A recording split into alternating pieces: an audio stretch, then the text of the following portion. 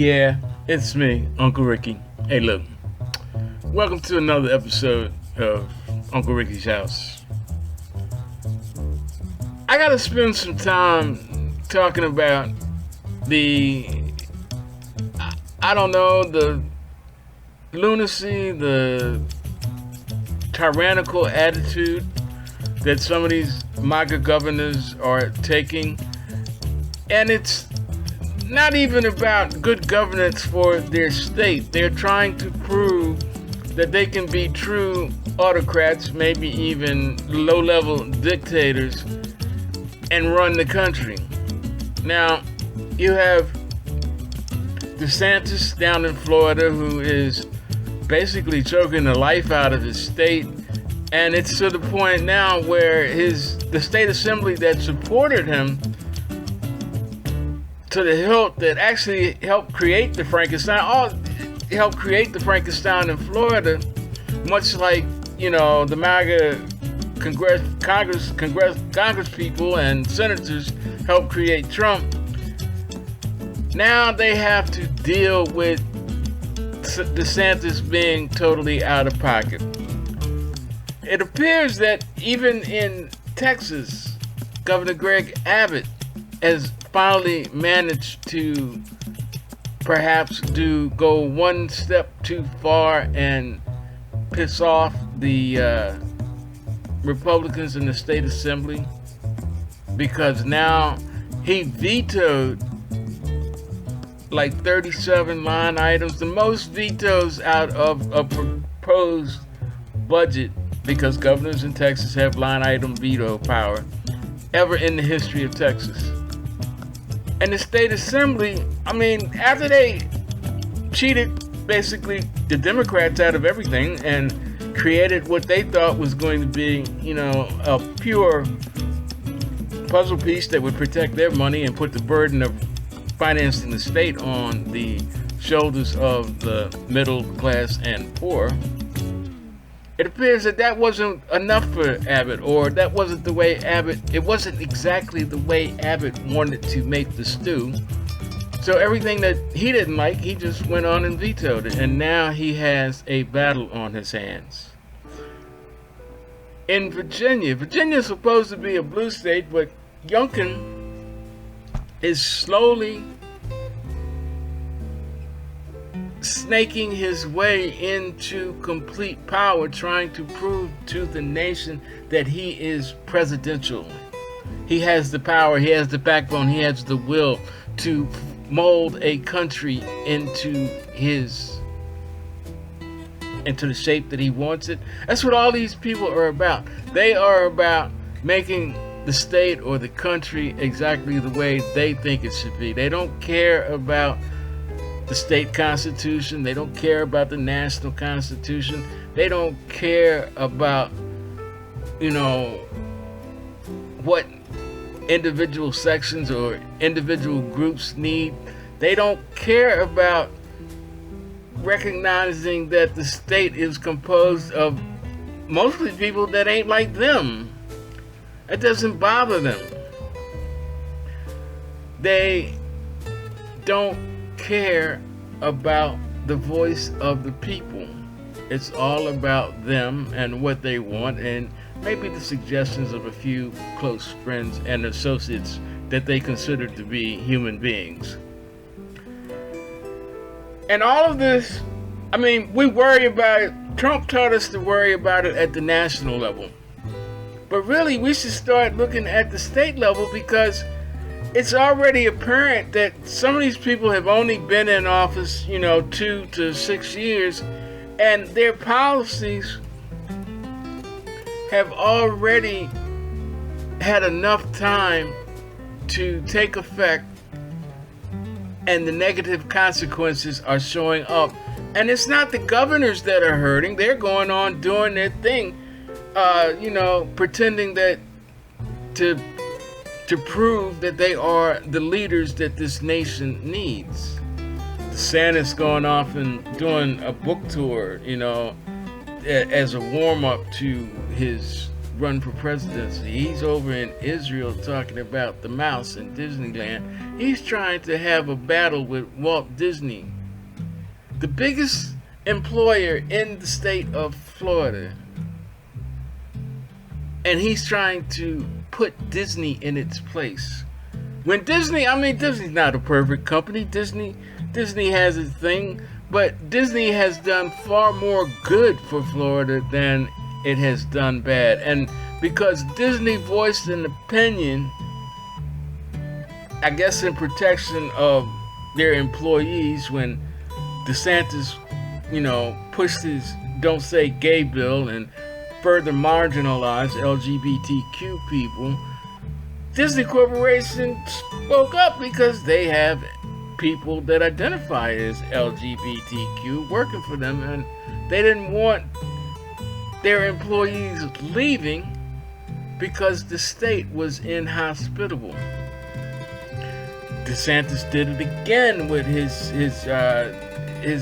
woke agenda. He's killing public education. He's killing higher education because he's taken over all the regent boards for all the state-supported colleges. They can only teach DeSantis-approved subjects.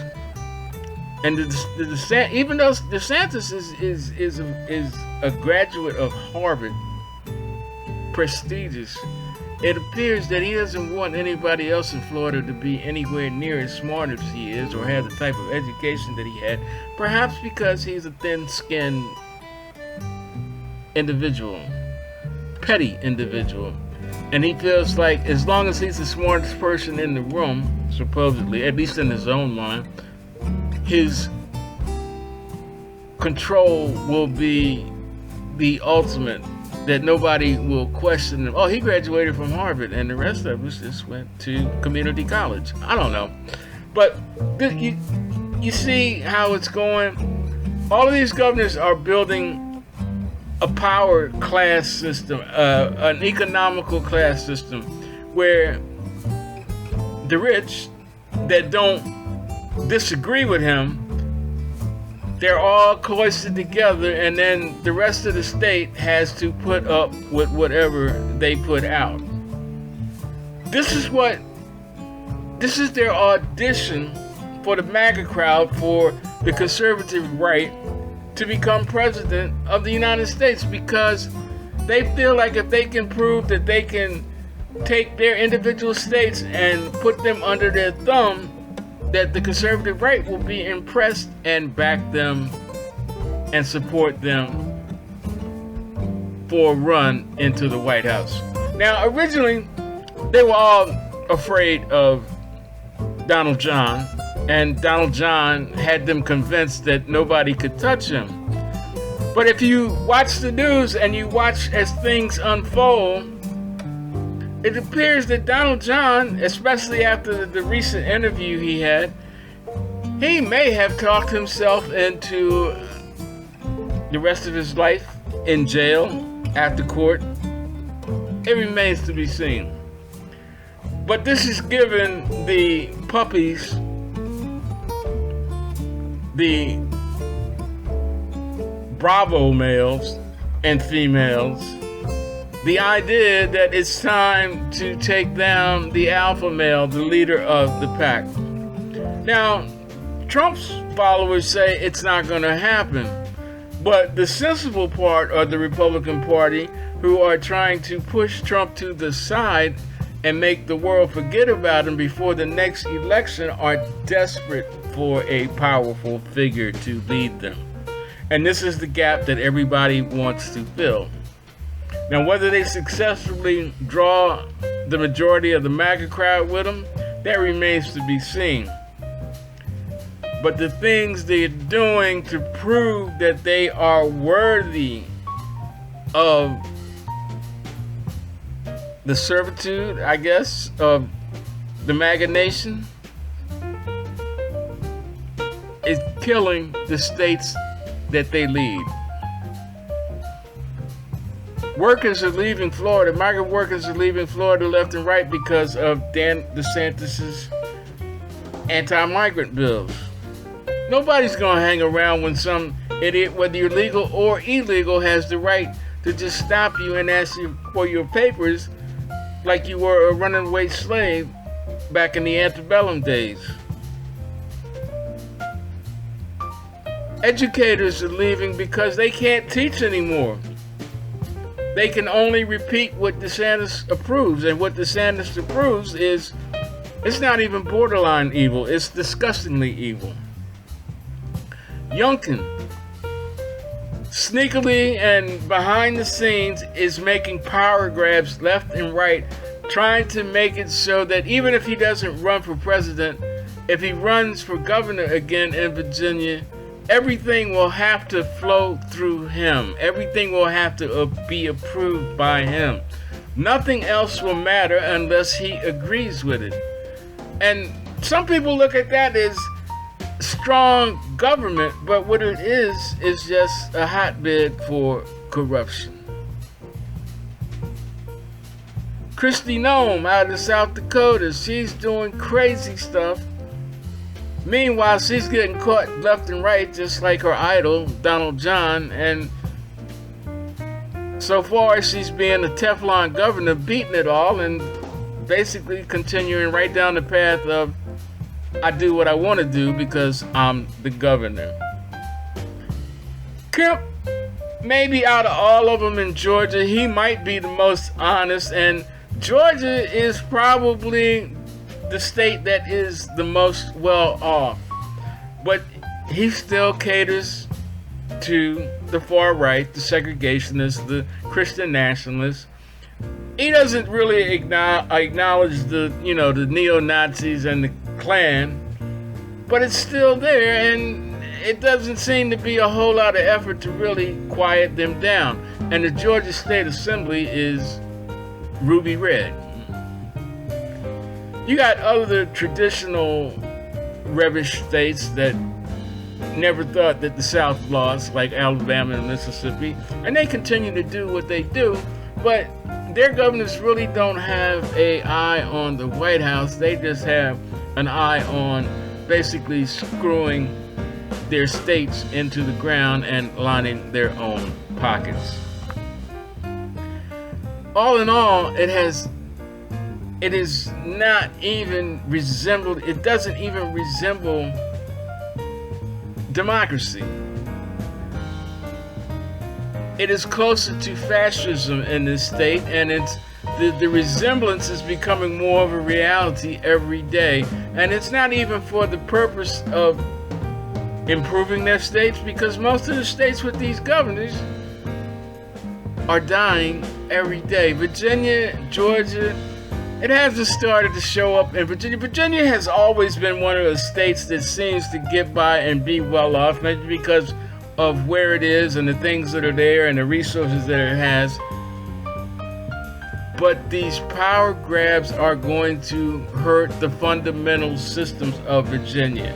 Youngkin is anti-public education. He wants to turn it over into more of a Nancy DeVos type arrangement, privatized charter schools. And that all has consequences within itself. And really, when you look at it, the people that need education the most are the people that are going to be hurt the most by a state-supported charter school system. Now,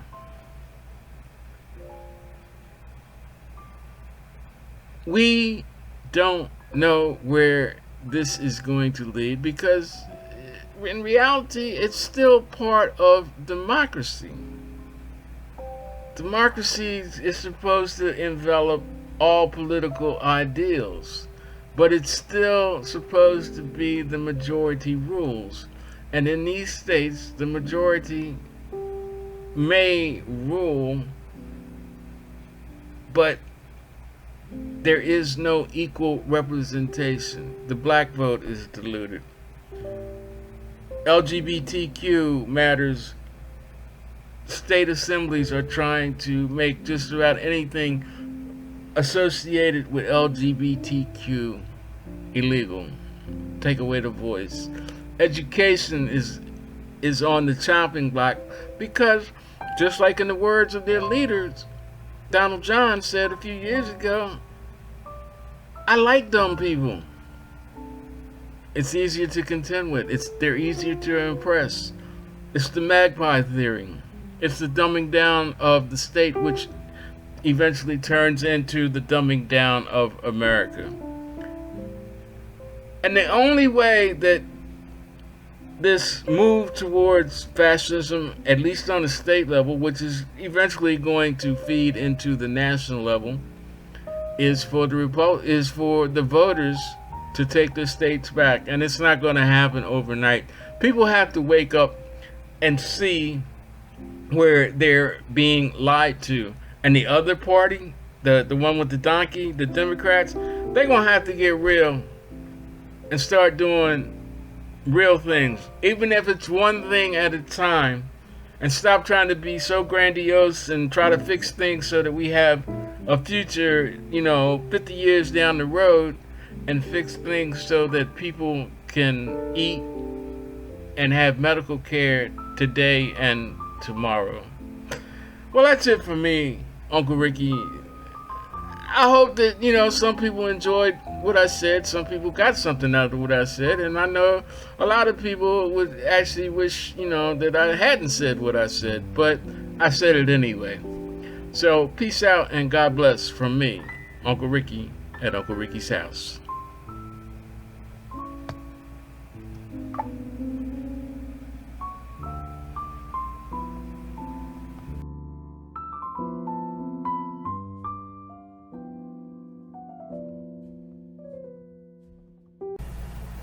Well, that's the end of another episode of Uncle Ricky. Hey, look, if you like what you saw and you enjoyed it, you learned something, look, help me keep doing this.